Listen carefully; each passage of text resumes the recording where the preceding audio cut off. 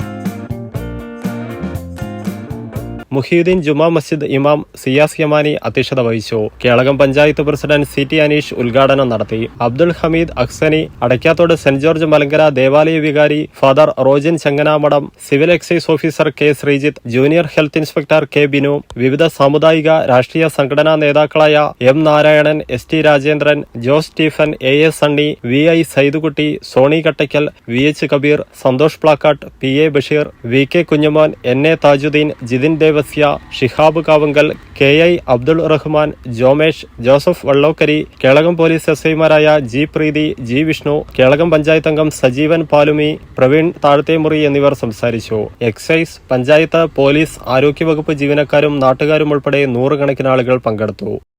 +2 കഴിഞ്ഞു, ഇനി എന്ത്? മാസം 1 ലക്ഷം രൂപ സ്റ്റൈഫൻഡോട് കൂടെ സൗജന്യമായി നഴ്സിംഗ് പഠിച്ചാലോ? അതും ജർമ്മനിയിൽ. +2 ഏത് ഗ്രൂപ്പ് പഠിച്ചവർക്കും ഇനി പഠിക്കാം, പറക്കാം. കൂടുതൽ വിവരങ്ങൾക്ക് യൂറോലീപ് immigration consultancy, German language institute, Kannur, Thrissur and Kollam. Phone 7356 958 784 9400 100 499.